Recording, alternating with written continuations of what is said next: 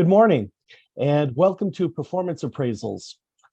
This is a presentation that's a part of Building Management Skills for Prevention Professionals video series. Before we begin, I'd like to ask you kindly just to take a quick look at this slide. If you could review it for me, please. That's the first step.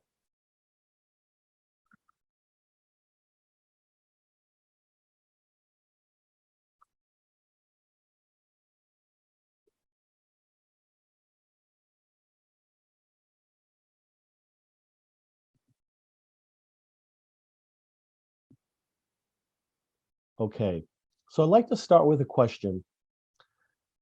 Perhaps it needs to be a rhetorical question since I can't hear your answers, but nonetheless, I'd like to ask you to just stop and think a little bit about the review, appraisal, performance evaluation process. How would you complete this statement? Performance reviews traditionally allow businesses and its team members to what? What is your intent when you complete someone's performance review? I think the first step towards having a successful experience, not just from your perspective, but from the perspective of the person or people whom you're reviewing, I think the first step is to think about why are we doing this? What is the intent? What good could come from this? What's its purpose? With that, I think it makes it all the easier to move forward, not only moving in the right direction but also with the right mindset. Now, I like to think about the review process from at least two different perspectives. What are some of the things that I can do as a manager or supervisor before the appraisal discussion itself so that I can make sure that we get off moving in the right direction and for all the right reasons? Of course, the next step is the actual discussion itself. But before we get there, one of the things that I think it's good to consider is review. What documentation do I need to review? What do I have available to me that would give me an opportunity to think critically about this individual and the success that this person has experienced over the last year or however long it's been since our last review, but also where some of the additional opportunities exist. So for instance, reviewing my job description, if you were my supervisor, would certainly be something that would be a really good start. What exactly is Bob responsible for? What roles does Bob play? And in what way has he been able to meet, if not perhaps even exceed, the expectations? I need to make sure also that if there are any goals that this individual has been working on, specific goals that they've been working on, that yes, may be implied within their job description, but perhaps in a much more specific way, there could be some performance goals that the person or project goals that the person has been working towards, and what kind of progress have they made. Now, I also believe in giving the person whom I'm reviewing an opportunity to do their own self-assessment. Long before they and I get together, I want this individual also to think about how their performance compares to what they're responsible for in a formal way, such as in comparison to their job description. But I also want to give them an opportunity to think about what kinds of things they have achieved over the years. In fact, one of my favorite ideas that I first discovered was during a class that I was teaching in Greensboro, North Carolina. And an executive director for a nonprofit organization said that one of the things that she did, and I'm assuming she still does because it's just a great idea. She said, I asked every one of my team members to keep a success journal. It's just documentation of all of the successes and accomplishments that each individual has experienced over the course of the last month, because she tended to meet with her team monthly. And that way, during her monthly coaching sessions, leading up to the performance evaluation, of course, they would be able to talk not only about improvement opportunities, but also celebrate each individual's successes. So to have the individual take a look back at not only where they could improve, but also where they need to celebrate and where they need to feel good about what they contributed to the overall organization's goals, as I think also an important step in this self-assessment. I also want the person themselves, as I'm doing, if I'm the evaluator, to think a little bit about what kinds of goals they've been working towards personally, beyond just the job description, and what kind of progress they've made. Perhaps they've exceeded some of the goals that they set or that they and I set for their performance. And I also would like them to think a little bit about their professional development. Even before we get together, I want them to be thinking about, where would you like to go? What are your next steps? How do you see yourself moving forward? And in what ways do you think I might be able to help you? So I'm taking a look at any documentation that exists for their performance. And by the way, that can also involve ongoing performance documentation that I've been collecting over the years as each of my team members moves through their day, moves through their week, their month, their entire year, documenting along the way how people are doing as individuals, as well as collectively. I think probably one of the worst things I could do when it comes to performance appraisals, well, not the worst, but certainly one of the worst things, is to be really general with the feedback that I provide somebody during their performance appraisal. I need to make sure that I'm ready to be specific, to share examples, to compare their performance to what the expectations were. But I also need to make sure that the information that I'm sharing with them is fair, as well as balanced. Okay, now, when it comes to professional development, I want this individual also to think a little bit about what kinds of things they'd like to be working towards, so that we can actually start making some of those plans during the performance evaluation. Let's not come in and get blindsided with the question, where would you like to go over the next year? I'd like you to come in and tell me where you'd like to go over the next year, so we can start talking about how to make that happen. Now, this individual and I were both taking a look at and preparing some details around this individual's performance over the previous period of time.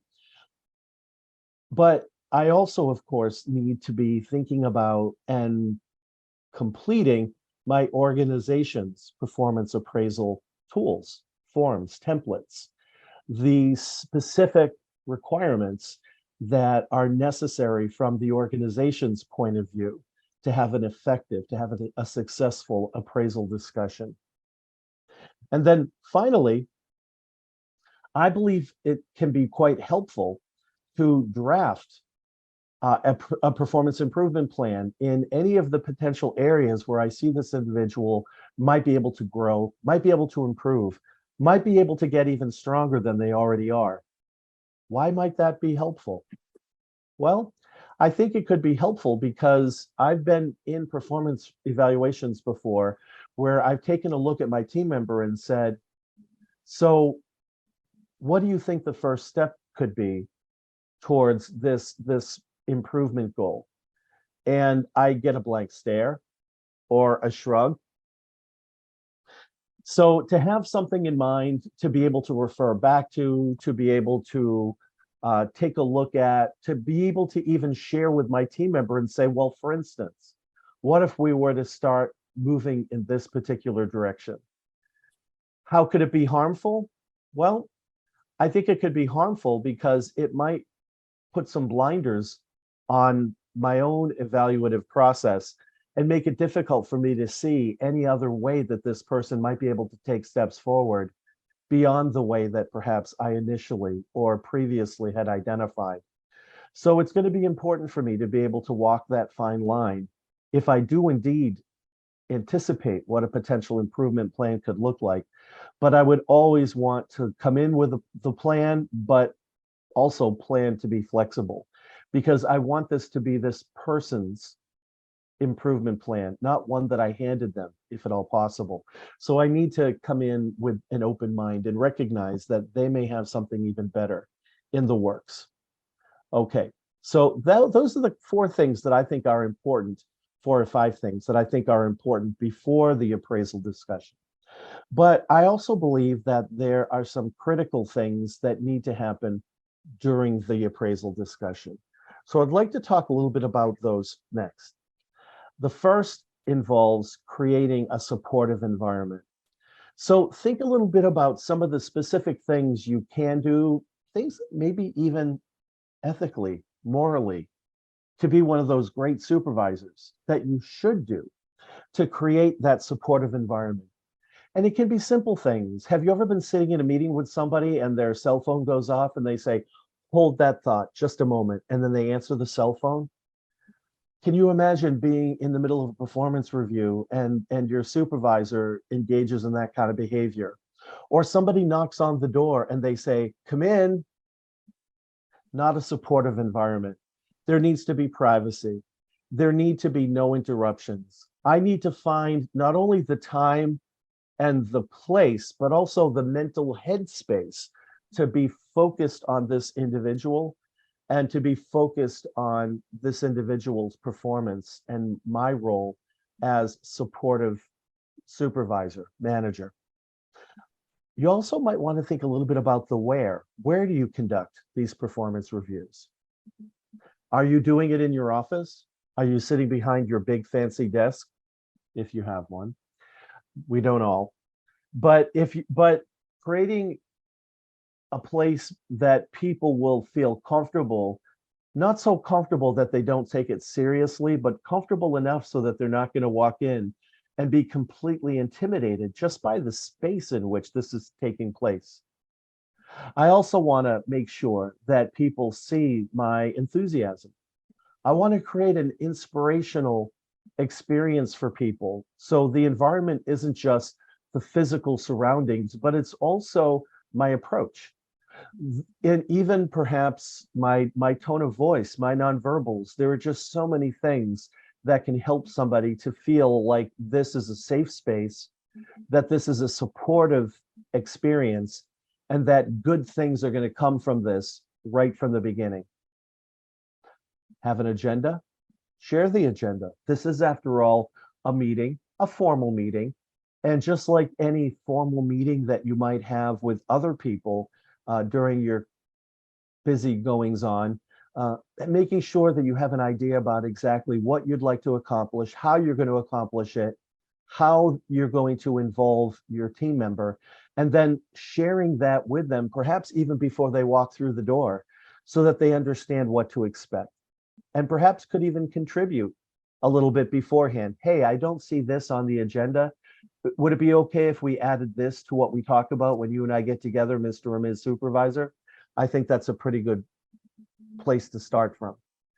Now, there are differing opinions around this one, covering the positives first. I think this could really reflect what you know about your team member and how to really make it fit the individual. It may be different every time, but I think I'm more likely to create a successful or to contribute to a successful discussion if I start with the positives. I'm a big believer in what many people these days call positive psychology. And within positive psychology is this concept called strengths-based management, strengths-based leadership, even strengths-based coaching.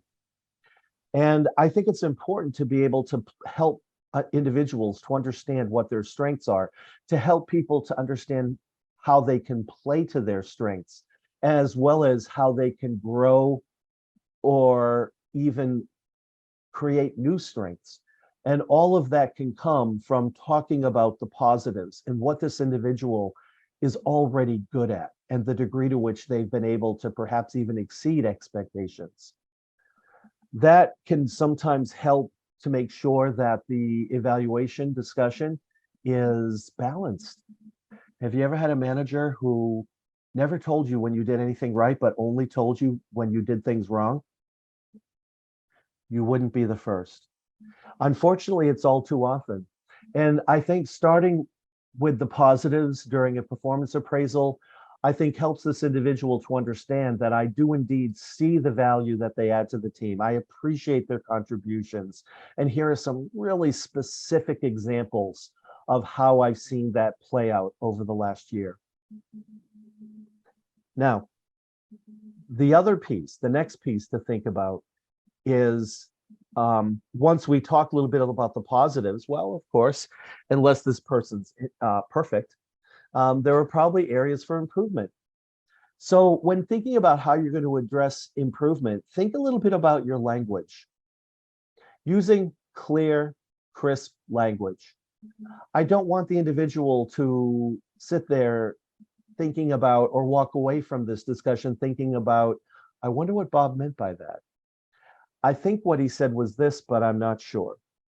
I want to make sure that I'm also talking with confidence, using language that doesn't come across as, well, I'm second guessing myself and questioning in my own mind whether this is something worth pursuing. That's not going to come across as something that's a good use of this individual's time or mine. But I also want to be open-minded. I want to ask this person for their input. Not only with the previous step, would I ask them again, so what have you done that you've been proud of over the last year? What have you worked on that made you feel this sense of satisfaction, that made you feel fulfilled? But I'm also going to ask questions in terms of improvement opportunities, like, how do you see yourself becoming even stronger over this next year? In what areas would you like to improve? And of course, when we're done with that, talking a little bit about how specifically to make that happen. I want to also talk about how my evaluation of their performance compares to their own. Remember, if I ask them to do their own self-assessment, I want that to be a part of this discussion. I, again, when we're talking about positives, would want to talk about how my assessment of their achievements compares to their own assessment, but I'm going to do it here as well. If there are any differences of opinion, of course, we need to work that out. I need to be willing to engage in typical conflict resolution, because it's quite possible, and I've been there, I've been told this, that somebody could say, well, I completely disagree with you. I think you're being totally unfair. What are you going to say if you hear that? How will you come back from that? Being willing to say, I need some time to think about that just in case, rather than making something up on the spot that later on you regret having said.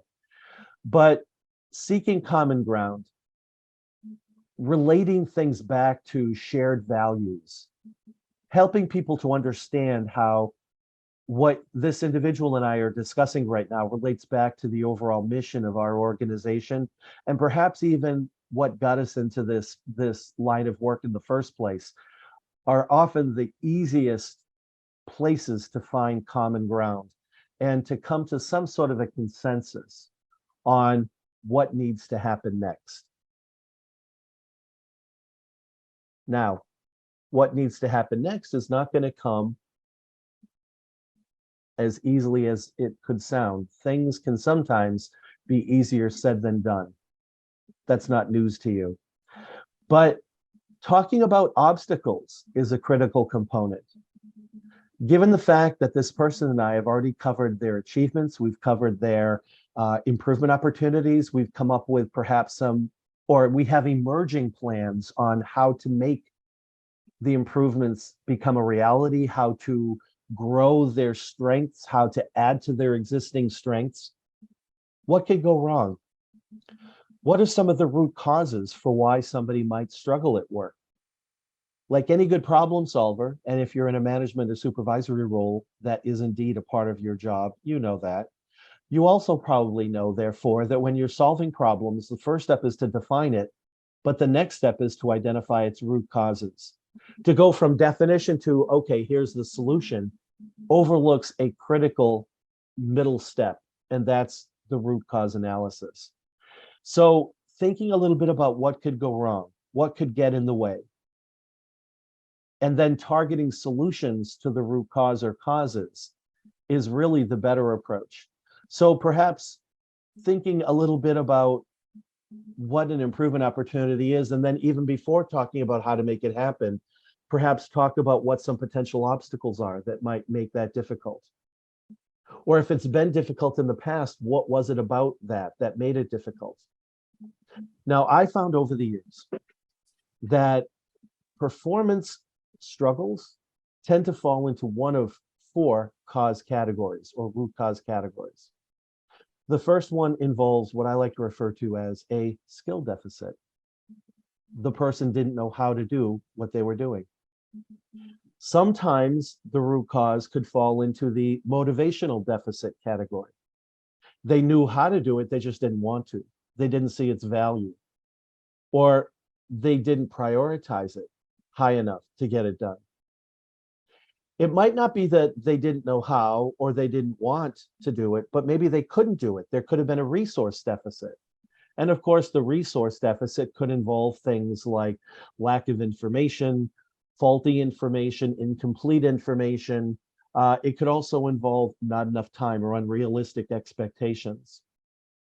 And then sometimes people struggle at work simply as a result of change. As things change, most people, given the fact that we tend to be human beings, most people actually will struggle when they find themselves in a situation that involves change, especially change they didn't see coming, perhaps even change that they are not yet convinced is the best path forward. But identifying the reasons why this person perhaps has struggled in the past, or if we've already created the action plan, the reasons why this could go in a different direction, is definitely something worth thinking about, definitely something worth talking about, definitely worth something including in the plan. Now, during this discussion, it's possible that you, the other person, perhaps both of you, may be able to identify new goals.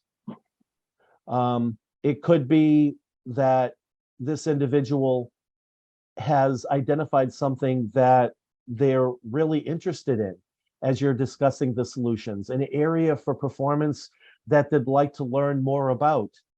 That could be a part of a solution. It could also be a part of something that previously we didn't even have any kind of performance expectations about, but it might be an opportunity for growth and professional development. And in fact, one of the things that research is finding these days tends to be at the front of many people's minds is, I want to work inside an organization that allows me to grow, that allows me to know something today that I didn't know yesterday or didn't know next week, that allows me to do something better today than I did last month, but also that allows me to learn things perhaps I never realized I'd have an opportunity to learn. As people stop learning, as people run out of ideas or run out of things to do, that's often where boredom starts to set in. It's often the time at which people start saying to themselves, I think my time here has come to an end. So being able to look for new opportunities is most certainly something that can be a part of the performance process as well, in addition to the typical solutions to any situations you've identified previously. And then at the end, I want to summarize. Before this individual walks away or walks out of whatever particular room or private space we've been having our conversation, I want to talk a little bit about any kind of plans that we've agreed on. I want to make sure that this individual feels good about what's occurred and where we're going next, and the degree to which I will be involved with that, the kind of ongoing support that I'm going to provide. And one of the things that I always liked to do when I was supervisor and manager over the years is I always like to end on a positive note. Think about this. Think about what your reaction would be or what it would say to you if you're the one who was the subject of a performance appraisal discussion. And at the end, your supervisor said this, good luck, you're going to need it. Yeah, not a good way to end. Something like, I really appreciate the time that you put into preparing for this meeting. I think it showed in every step of the discussion, the specifics that you shared, your willingness to be able to contribute to the problem solving, and your open-mindedness in how you accepted my advice and suggestions, I think really contributed to et cetera, et cetera, et cetera. I'd rather hear that at the end of a performance appraisal as opposed to good luck, you're going to need it. Okay, so we've got the performance appraisal done, and you also heard me talk about the fact that a little bit about how future plans certainly can, in my opinion, should be a part of the review discussion. But I'd like to ask you to just stop and take some time to look at this slide. I just want to use this as sort of a transition between what I just shared with you and what I'd like to share with you next. Let this be the link. Please take a peek at this for me before we move on.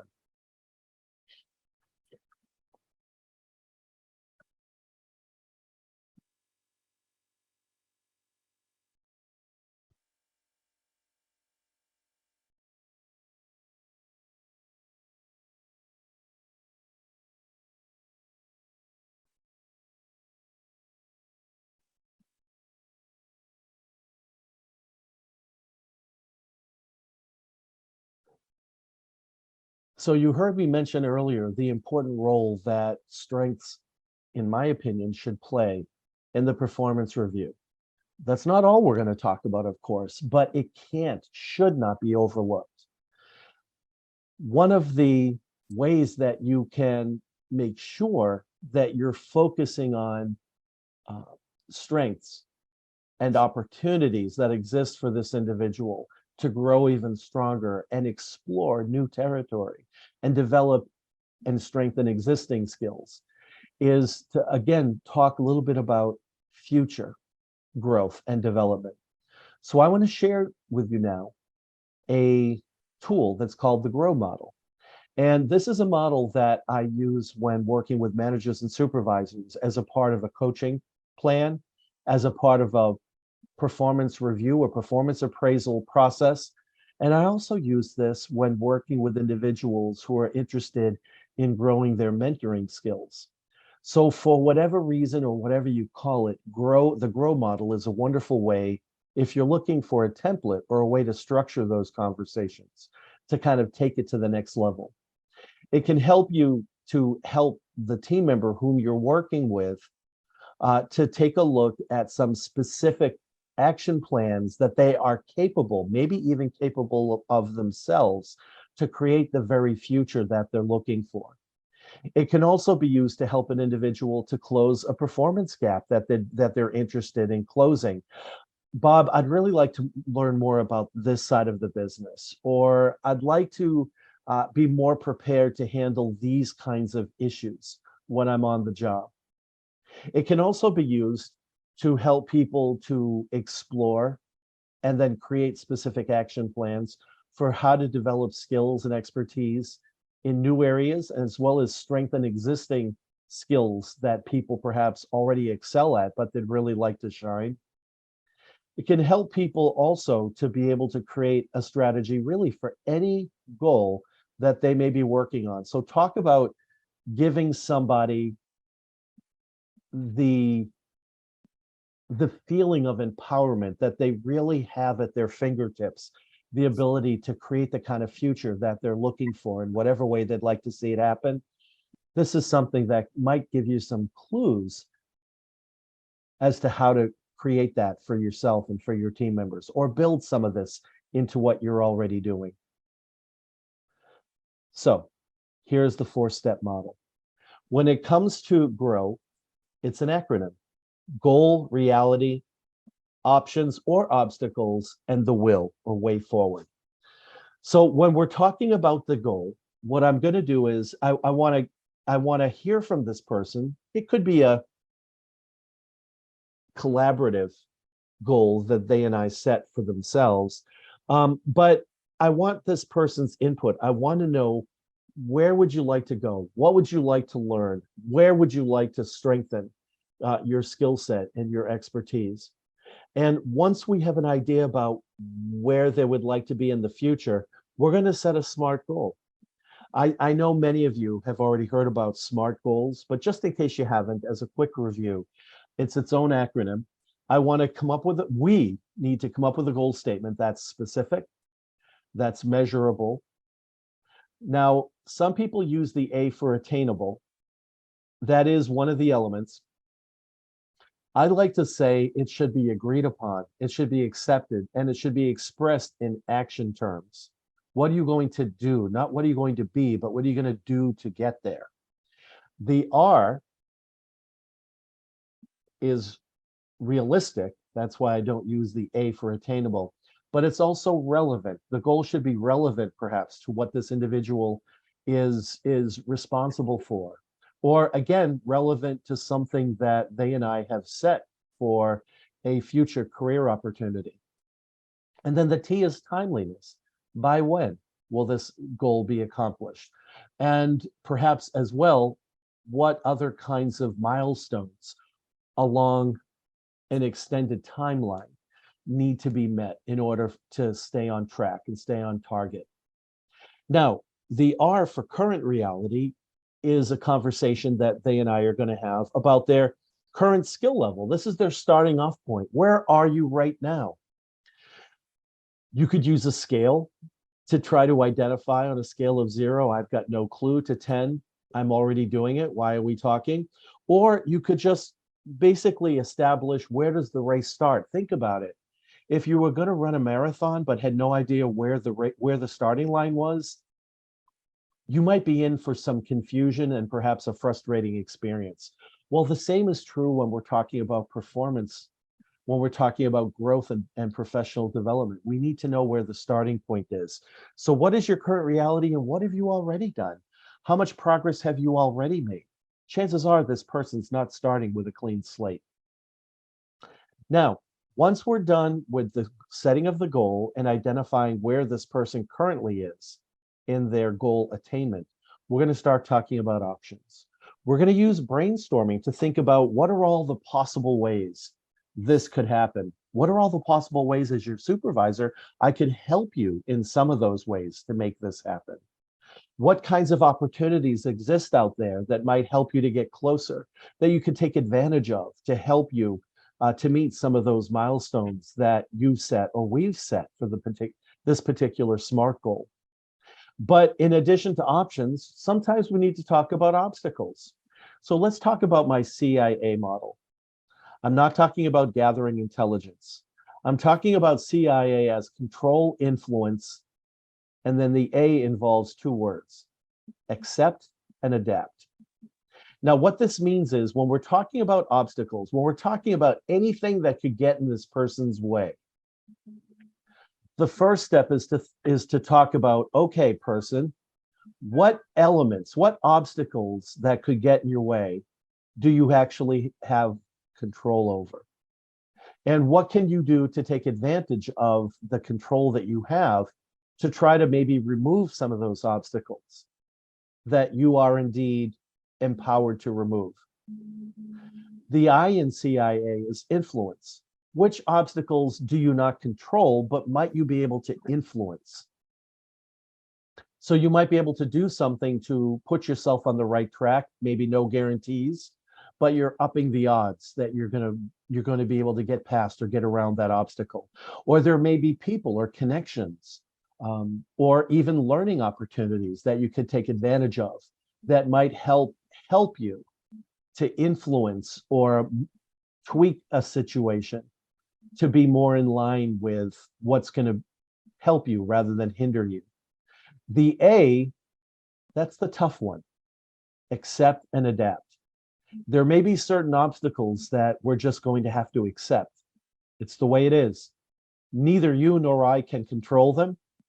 Neither you nor I can influence them.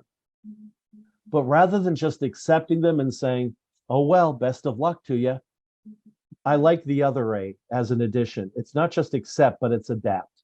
Okay, if we can't control or influence these, how can we get around them? What are some of the workarounds? In what way might we be able to perhaps minimize the negativity that this obstacle otherwise would project or present to the path that this individual is trying to work through? And then once we have these three elements in mind, it's likely already the case, but the W stands for the will. There needs to be will. There needs to be motivation.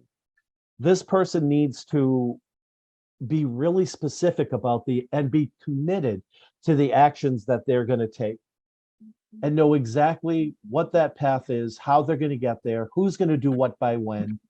And if indeed I'm a part of that as their supervisor, if I'm a part of that plan, making sure that they understand that I too have the kind of commitment that's necessary for them to experience the success that's in their future. Helping them to boost their motivation a little bit and walk away truly inspired is a wonderful way to wrap up this kind of a growth conversation with anybody who's looking to you to help them to perhaps help them to add even more value to the organization that you and they are a part of. So Kristen, that's my take on the performance and appraisal discussion, and a little bit about how to help people to grow beyond where they currently are. I'm wondering if you have any thoughts at this point before we wrap up. Yeah, thank you, Bob. I did have a question. I'm wondering if you have any advice for somebody who might be newly coming into a supervisory role, and how they might, right off the get-go, they may not be able to do a performance review when they haven't yet supervised the person. But if you have any advice for how somebody who's brand new in a supervisor role might kind of prepare for upcoming performance appraisal. Well, one of the things that I always recommend, Kristen, when people are coming into a new position of supervision, and it doesn't mean that they're necessarily a new hire to the organization, they may have been promoted from within. So even though I may have known this individual previously, perhaps even as a peer, as a coworker, as maybe a fellow team member, I have never known this person as a direct report, let's say. So I need to get to know this person from a completely different vantage point. And what I'm coming in with is for sure not the whole story. It's just the story that I've been witness to, or perhaps have even been a part of. So my advice is to really get to know your team before you really try to tackle anything that involves historical knowledge. So having one-on-one conversations and getting them talking about many of the same kinds of things that I've shared so far as sort of a looking back, because they're going to be an important part in helping you to fill in any gaps in your knowledge or information about their previous performance. But let's face it, we all have biases. And it's important to recognize that others may see in us things that we ourselves don't see. So despite the fact that one of my team members may be doing their best job or contributing their best effort towards filling me in on what their experience has been like previous to my arrival or arrival to this position, I'm going to need to look, if it's possible, at other resources that might be able to fill in any of the gaps that might be there. Now, I always recommend talking, of course, to your human resources director to identify whether there are policies, for instance, that allow you to go back and look at previous performance reviews or evaluations that other supervisors have done for this individual, but also keeping in mind that while the past may imply the future, it doesn't predict it. So do that with, if you do that with a somewhat cautious attitude. One of the things that I regretted in one of my supervisory experiences was finding out about one particular individual who is now reporting to me, and something that they had struggled with in the past, but had overcome, and it was behind them. And knowing that information, I always wondered whether it was leaking into the conversations that I was having with this individual, perhaps in an unfair way. So there needs to be a balance. You need to know yourself. You need to know what the policies and procedures are in terms of whether you can have access or even should take advantage of access to previous evaluations. But I like to give people the benefit of the doubt, but I also don't like to be blindsided. So I'm really looking at this person as, like I am, a work in progress, and thinking about that, yes, there's a history there, but there's a new history that's beginning. So let's once again know where the starting line is, which I see your question related to. I need to know where this person's starting line is so that I have a much better idea on how we can move forward. Great, thank you. Absolutely. So on that front, I'd like to end with this statement made by Abraham Lincoln. The best way to predict the future is to create it. And I think that given many of the things that we've shared with you, you're in a pretty good position to help somebody to create their future. But sometimes it really does start by looking at the past and using that information in order to determine what your best step is in terms of moving forward. So with that, I thank you. And I wish you the best in putting this into practice.